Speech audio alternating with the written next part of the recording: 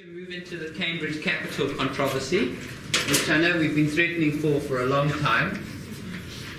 We're going to look at some stuff that is probably worth you knowing, stuff related to Schraffer.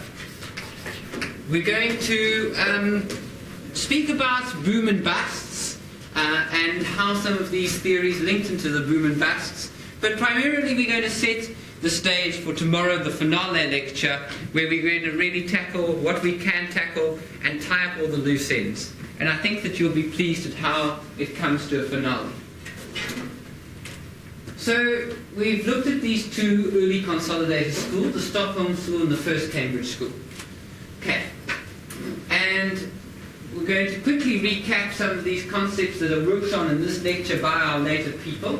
Marshall, he came up with these roots of modern microeconomics, the idea of a representative firm, a stochastic equilibrium. What that means is that there is there's a random distribution occurring between the ways that these own firms are interacting, and they reach an equilibrium. And then we looked at Wicksell, and we looked at how Wicksell spoke about this process of reaching an equilibrium and through an unstable equilibrium. And remember, we spoke about how the equilibrium is unstable when the bank rate diverges from the natural rate. Okay. We're now looking at sort of people who we're going to start to recognize in our daily working lives as economists. The Second Cambridge School emerges from the First Cambridge School. It does so on the second wind which Pierre Schraffer and Keynes produce. A massive contributor during the school is Joan Robinson. We've got the Stockholm School, who also produces modern Nobel Prize winners, but we don't have the dates because they're not significant for our section of these lectures. These are very prominent economists, but I'm giving you an idea of how they're coming out. And the Austrian school makes its return with two of the greatest modern economists that we are familiar with. Hayek, who, I mean, you can see he was born a little bit after when he died, a little bit after when we were born, so comparatively modern.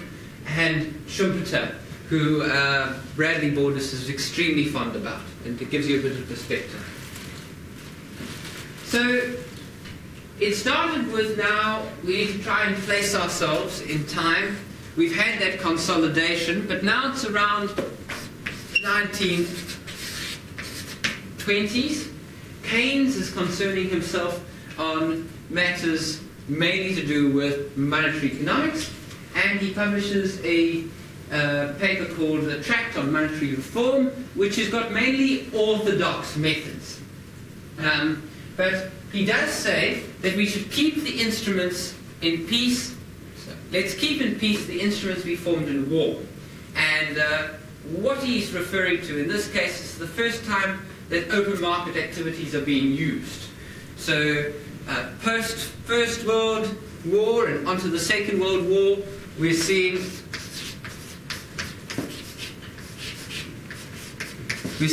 uses of open market policy.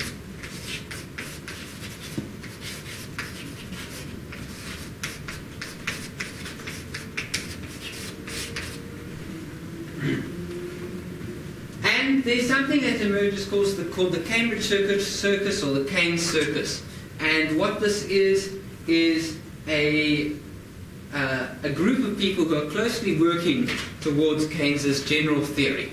And Keynes's general theory, despite it being named after him, required pretty much the contributions of everybody at Cambridge during the Second Cambridge School.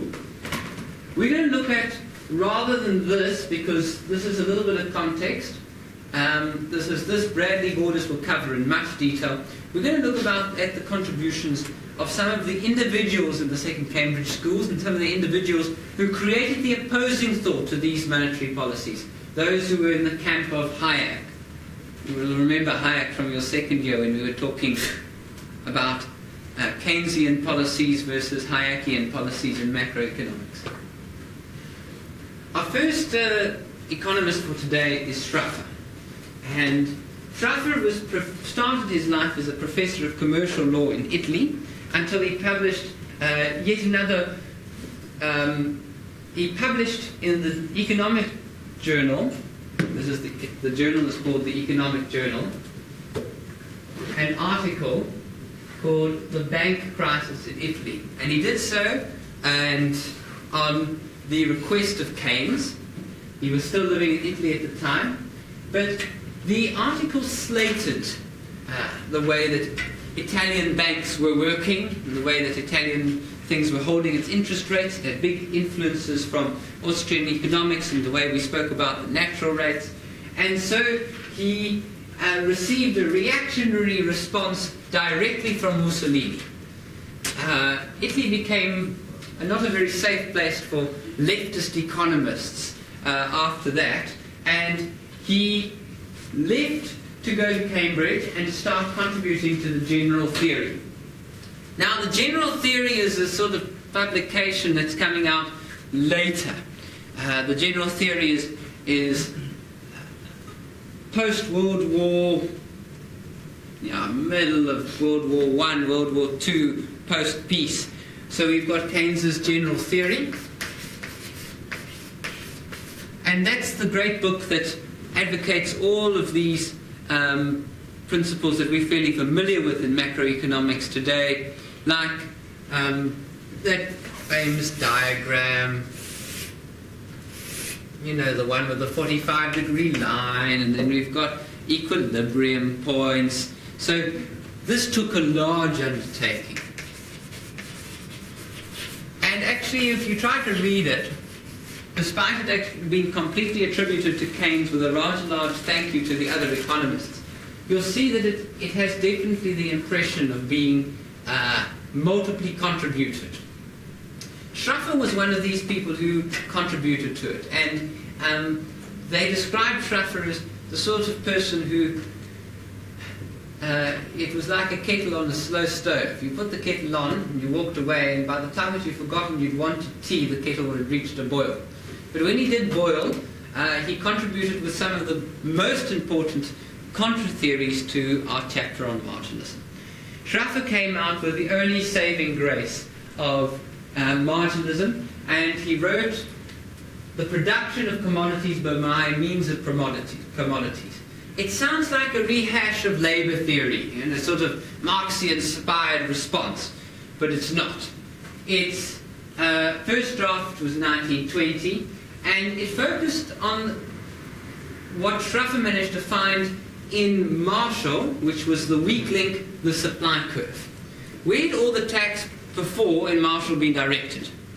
The tax had been directed from the way we spoke about utility in our earlier weeks. We spoke about utility as this concept that the utility of a good was defining its cost through a sort of Jevons-inspired principle. Do you remember this?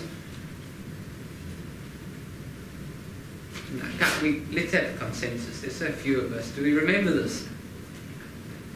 Not really. Do you remember Jevons said, this was lecture 1, that the final degree of utility determines value. In the sentence before that he said, supply determines the final degree of utility. The amount of it available determines the final degree of utility. And the sentence before that he said that the cost of production determines how much is supplied. So we are looking at, from this perspective, we are looking at value being a demand source. We're saying that the source of the value is from the demand side. The cost of it can be attributed to indirectly to demand. The cost of it can be attributed indirectly to demand. And many economists tried to argue this as well.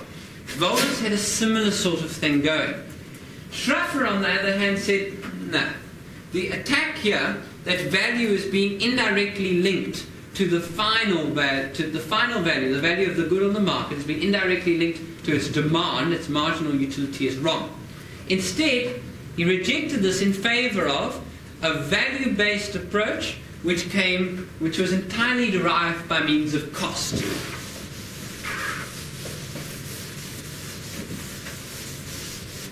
So this value-based demand would be, of course, the subjective theory, right?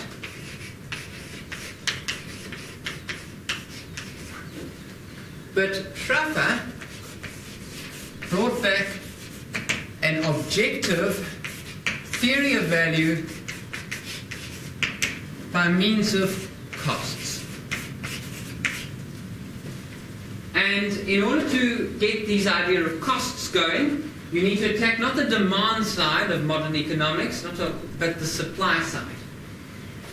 So he focuses on the supply side and he says, well, Marshall, you've forgotten your own assumptions because it's become caught up in your own work. And some of the assumptions that underlie Marshall that hadn't yet been refined was this stage, things like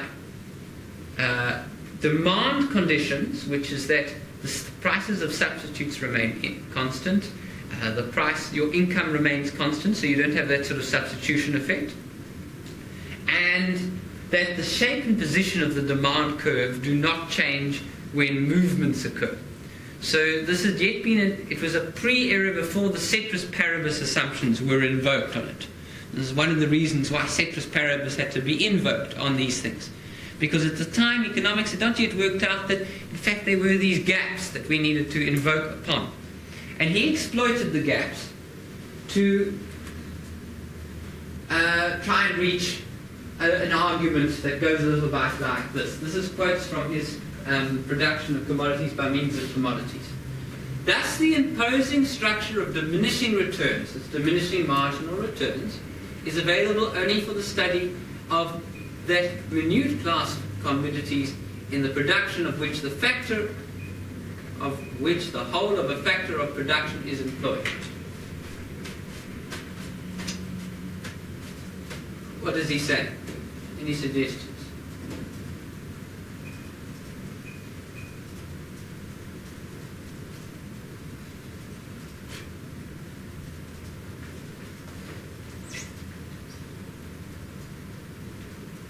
Nothing. All right. That's a little bit to do here. We're talking about a small class of goods. He's saying only thing that this would apply to, this whole argument about marginalness, is when we actually can talk about the good being very small, and that we can have a difference between the one and the other. So he's saying the idea of talking about the marginal joy of an extra piece of bubble gum can apply. It's small enough to say, I can think at the margin, I've had 10 pieces of bubble gum, I want an 11. But the difference between the margin of 0 diamonds and 1 diamond is a very big thing.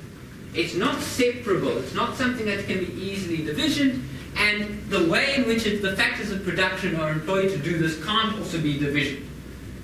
So, is this economies of scale basically saying that the more you're using a whole factor for just one commodity, but you could, with that one factor, do more commodities than what you're doing now? Sorry, can you repeat your question? Yeah, so the imposing structure of diminishing returns is available only for the study of that minute class of commodities, in the production of which the whole of a factor of production is employed. Does that mean, like, if I need one whole machine to create a diamond, then diminishing returns apply, but if I use a whole machine for 1 diamond, but I could use 2 instead? Okay, I see what you are. I want you to hold that thought till a little later, because it's going to link in with with our Witzel process and this thing. Okay, hold that one. Let's just have a little bit look here at now the next critique. He says that, those economies which are external from the point of view of the individual firm, but integral with regards to the industry in an aggregate, constitute precisely the class in which is most seldom to be met with. Okay, so he's saying, he's making a critique against perfect competition in this situation, and he's saying that the individual firm can't necessarily be separated from the aggregated. So we're having something that goes there. And then he says, well, based on this, these two arguments are the arguments of Marshall's assumptions which invoke the idea of perfect competition. Based on the idea of perfect competition being linked been linked through Marshall's theory of having a demand and a supply curve cross, we have to reject it in order to go back to the now obsolete theory that the value is most dependent on the production.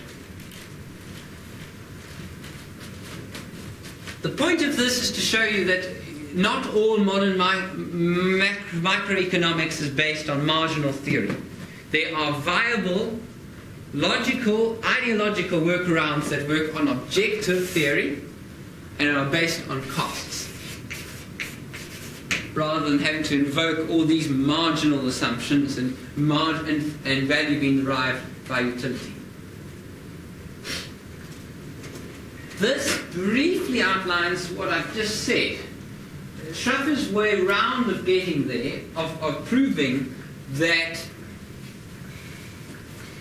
we don't have to have a value system which is demand dependent, shows that the demand dependent value system can only work if we have a system in which there exists perfect competition. It was what Marshall had been writing about, whether he knew he'd been writing about it or not, is what Schaffer points out. Schaffer, on the other hand, looks at monopoly and says, well, I think I can model the situation of our lives better using a monopolistic standpoint. And Joan Robinson comes in on the next slide, and although this is the sort of thing that Schaffer is, it's not really Schaffer's fish to fry.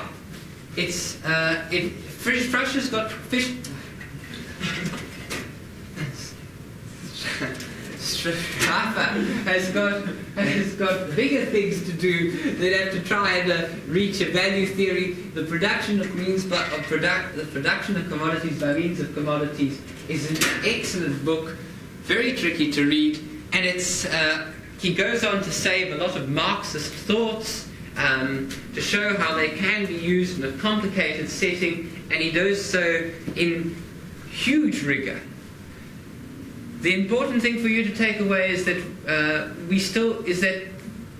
in your own studies you don't have to necessarily accept the idea of marginalism, that if you were to have to compare and contrast modern theories of value along with other theories, you could find theories of value which are both objective and subject even after the marginal revolution, right?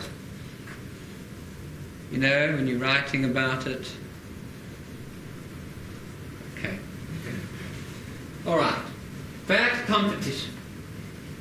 Let's look now at Joan Robinson's imperfect competition. So Joan Robinson is a Cambridge economist who is also married to another Cambridge economist, Robert Robertson, and I would describe them as the unhappy couple of Cambridge. But Joan Robinson was quite the character. She was a feisty woman. You'll still see the YouTube videos of her teaching. She taught as late as into her 90s at LSE.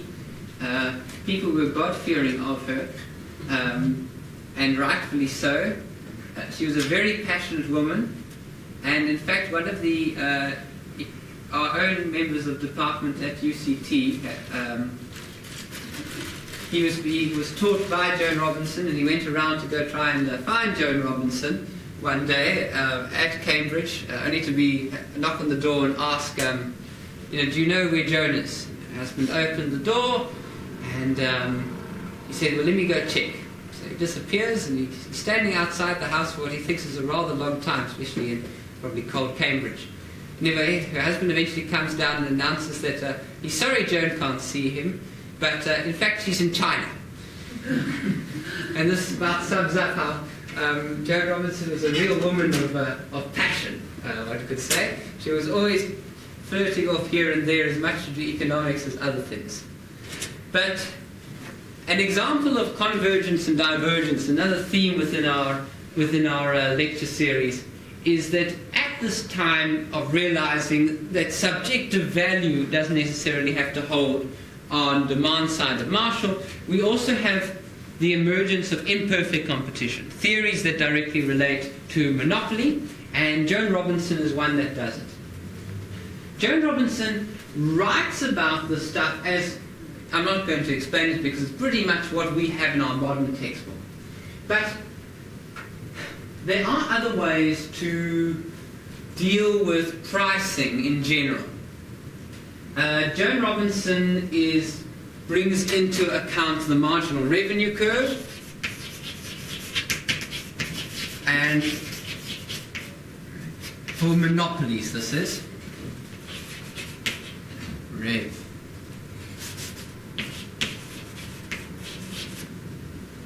For monopolies, and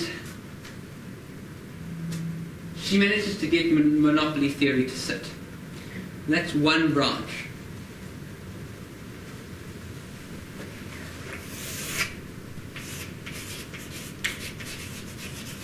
The other convergences would occur, and at roughly the same time, there was a totally different study, now quite unread, called the Oxford Studies in Price Mechanism. And this says that there's a different way in which we can determine the prices of goods in the market.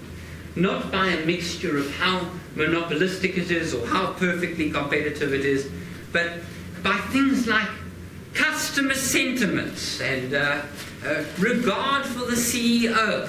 And this was a massive empirical study set about in Oxford, which was obviously rivals Cambridge historically, and unfortunately, because Cambridge was on this Keynes circle, things were circus and things were going ahead for it.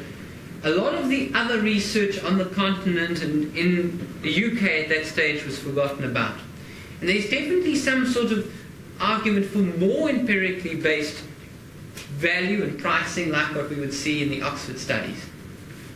Finally, there was what was considered a co-discovery of imperfect competition, the way monopolies compete, by Chamberlain in his theory of monopolistic competition. It's worth noting that although this was considered an independent discovery, Chamberlain's theory of monopolistic competition invokes many assumptions, mainly related to the idea of subsidies, like from the state, and protection.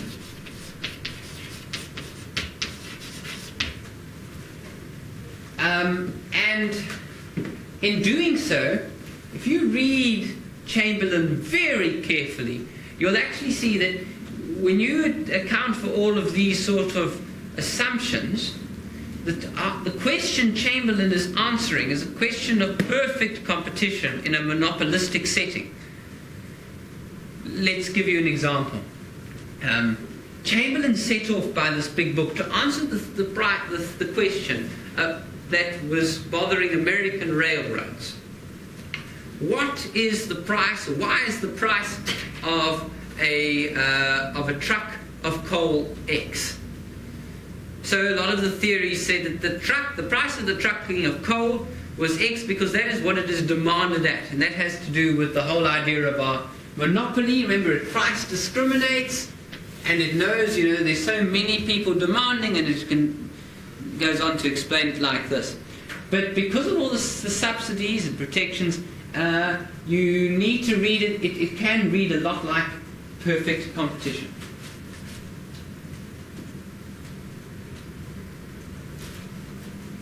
The purpose of having this little bit, and a quick hint for those that aren't going to watch the lecture video, is that you might be at this stage wondering how one questions what I've covered. And we've covered many themes. We would agree that this would be the theme of convergence and divergence. And if I were to ask you to give 3 examples of there being converging and diverging schools of thought, this would be a good example of a single, multiply independent people coming up with different theories, this idea of independent discoveries, and yet we converge on our modern theory. Okay? All right. Now, let's do. Moving straight on from Joan Robinson's work on imperfect competition, and I hope that you'll be giving me your participation for the rest of this lecture, because this is a fundamental thing that you wouldn't have you've probably never seen before.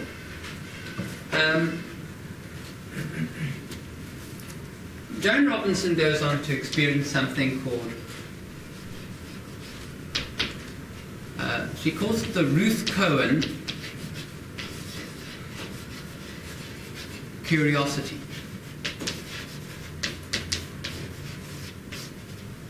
The Ruth Cohen curiosity is a rediscovery of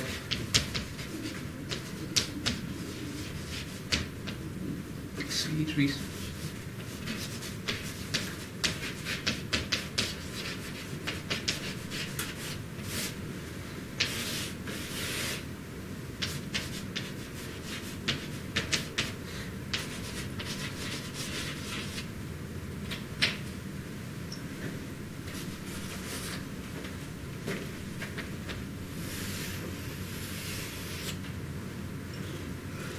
All right.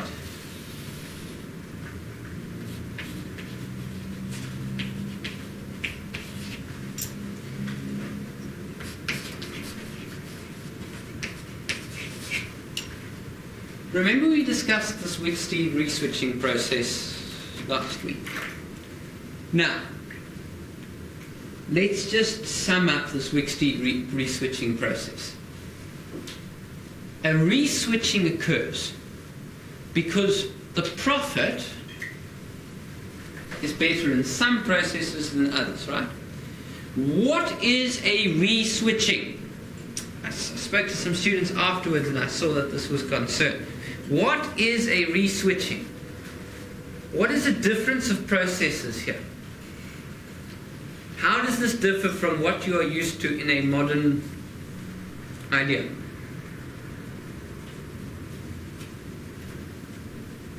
Yeah. I think, did you say one process is capital reliance and one process is labor reliance? Yes, so that's like a typical example.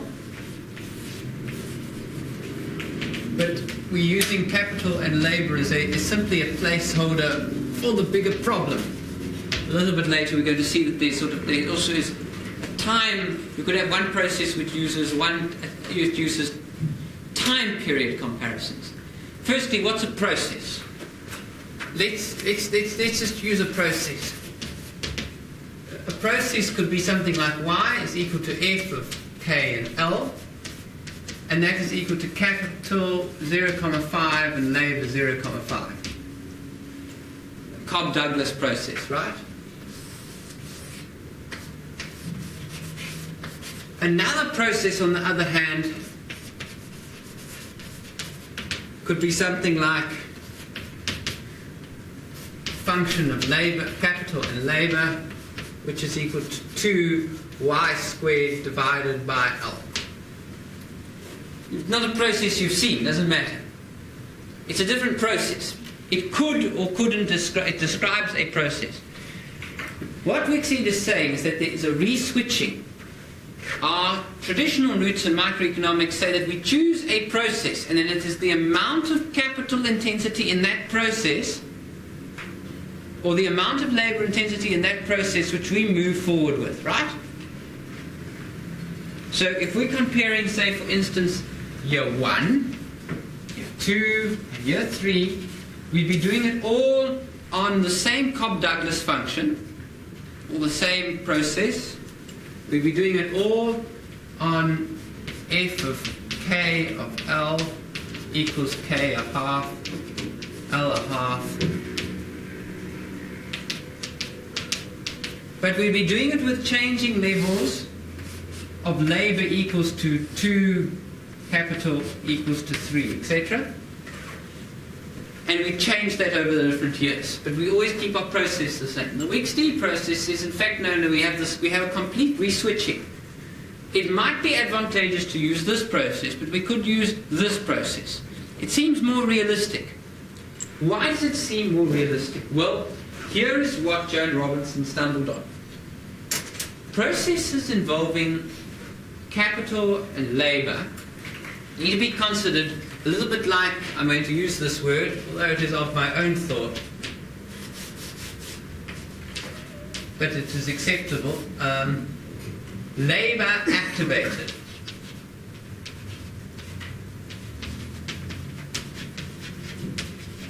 What do I mean by this? If we're considering a production process which could be modelled by capital and labour, the assumption always is that if, let's describe the capital process of digging a hole, all right? So we need one labourer, one spade,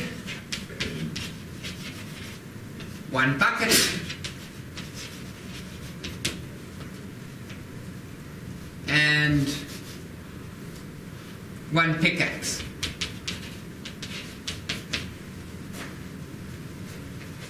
Right?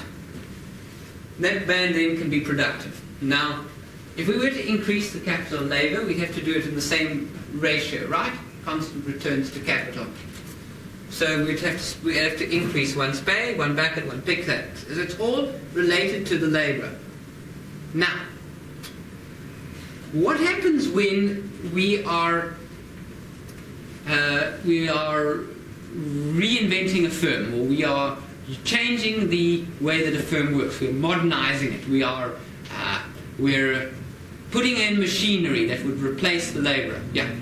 You're changing how the labour interacts with capital. Indeed, the labour-capital interaction is changing. The activation is changing. These change, okay? And you could say that these things, these let's say that these collectively have a value of £5. If we change the labour activation, we modernise. Now it's simply a man in his modern jackhammer digging the hole. That's one labourer and one electric jackhammer,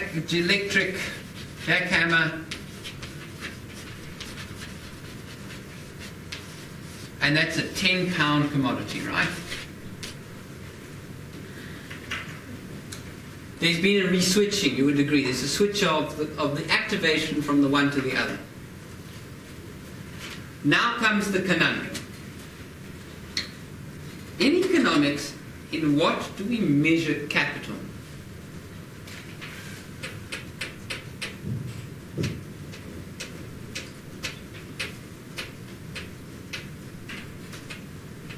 In a production process, in your microeconomics course, we talk about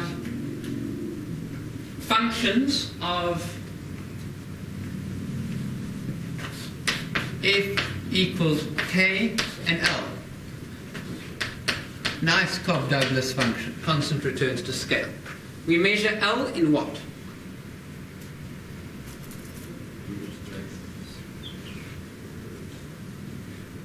L. Labour hours? Right? What do you measure L in? Wages.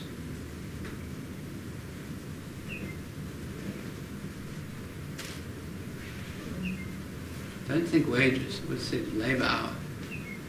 Who says wages?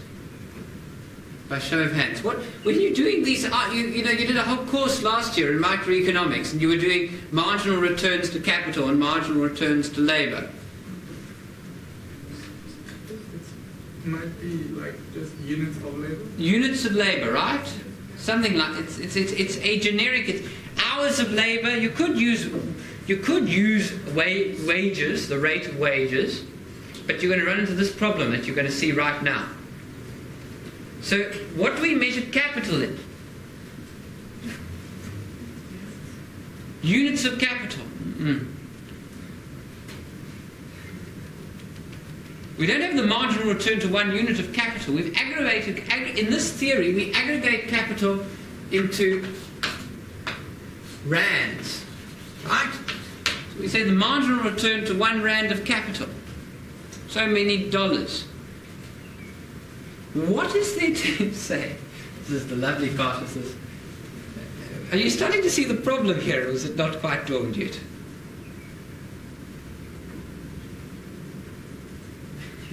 We base all this measurement on the rand value of capital. But the rand value of capital has got very little to do with ensuring that, in fact, our processes remain constant. If I were to increase the rand value of capital by £1 in this example, would I have a marginal return to capital? Is there such a thing as a marginal return to capital? This is at heart the re-switching problem. It's what formed the Cambridge debate. There's a problem with the way our microeconomics is founded. These things are measured in rands. And yet the processes require goods in certain fixed labour-activated proportions. What does it mean to say you're taking the marginal return to capital? Yeah. Couldn't we fix that by just saying, in this case, we're only going to increase by values of the fund, in the case of the spade bucket and pickaxe? 100%. But have you seen that happen in your textbooks? And what about things that use this implicitly? People go on to speak about fantastically weird things, like the efficiency of your labour in your country, by dividing the amount of capital in your country and then saying, well, the productivity of labour must be X. Solo growth models, you've done development economics, is founded on this idea that you've got capital problems, that you use an output function which exhibits massive re-switching problems, aggregated not over one industry, the entire country. Now you're telling me I must hold constant every single labour-activated proportion in every single part. There cannot exist an idea of marginal response to capital.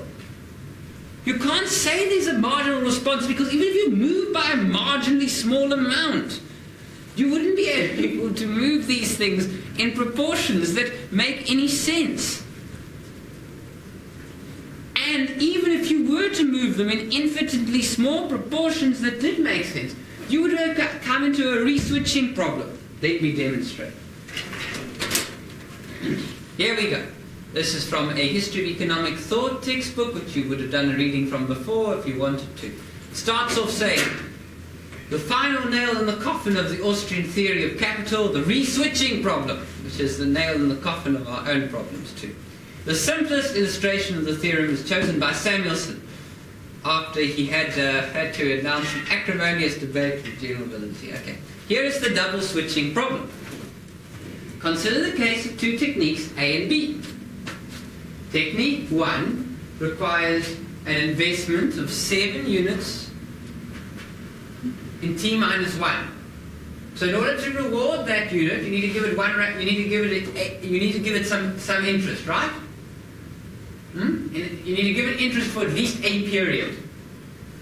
Over here, the total number of inputs changing in very similar ways to the ways I'm changing here. Do you see that the number of inputs are changing? We're comparing two processes with inputs changing.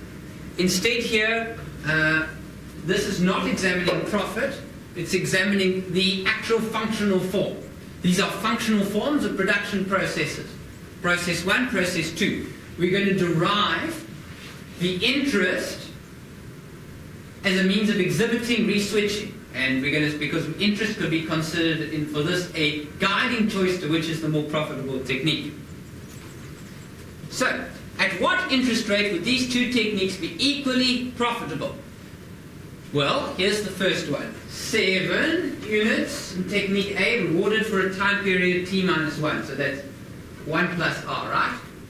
Plus 2 units in this time period 2 times ago. So that's R plus 1 squared, because we need to compound it. Okay? Plus 6 units in the current, right? Solve out for your quadratic, and you see that you have an interest rate of either 50 or 100%. So there's going to be a switch that will occur between these two processes. When at rates above 100%, A is more profitable because of the interest rate compensation. Okay? At rates and then we go on to, it's very descriptive, but at rates below 100, B becomes more profitable. Below 50 again, A becomes more profitable.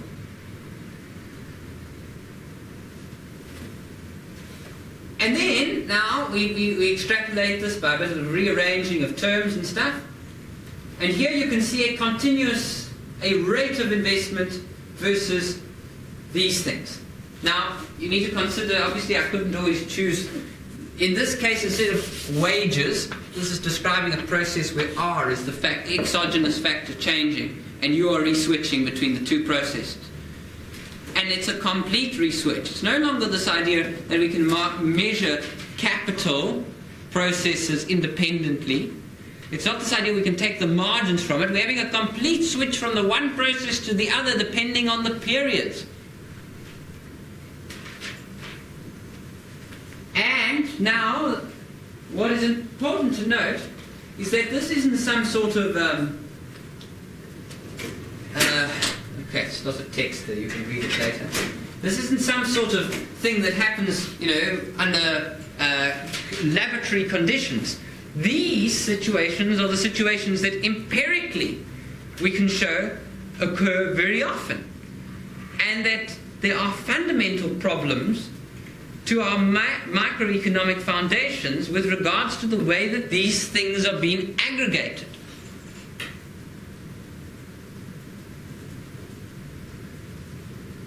Can't you share the drop the mic moment with me? Haven't I just shown you something really interesting?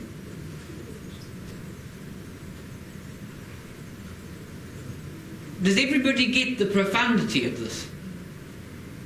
That there's something inherently strange about the way that capital works. Now, I'm going to provide you lots of readings on this, and you'll also see one of the memo essays is on the Cambridge capital controversy. You're going to get, you'll become very well accustomed to it. It's a great shame that the Cambridge capital controversy doesn't make more of a feature in microeconomics, because there's a big debate in sort of high-level economics, and it's one of the reasons why macroeconomics has fallen out of popularity in international schools, is because the foundations of macroeconomics, like the solo growth model, base things on the best questionable processes, where returns to capital and returns to labour are, well, tricky.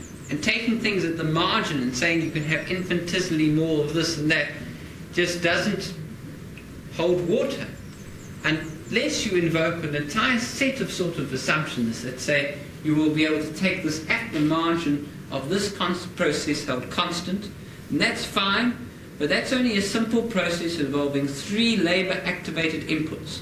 It is most certainly not a process to model a firm. And that's perhaps where you think I'm slipping up, and that's perhaps why you think, oh, well, I can think of examples. But if this was a firm that was involved in the planting of trees, you'd have a labour-activated person working on the digging, the tree planting, the watering, and then that aggregated.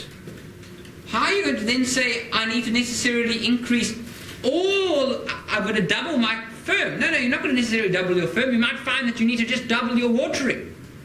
The increasing and decreasing returns to scale in these situations.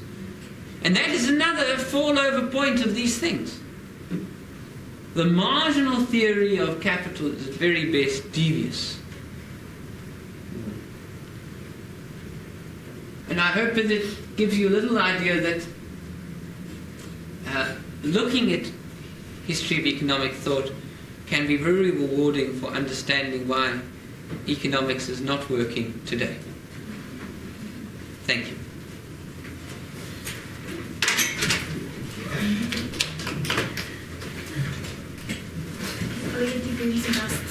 Booms and busts, the 4th slide I'll do tomorrow.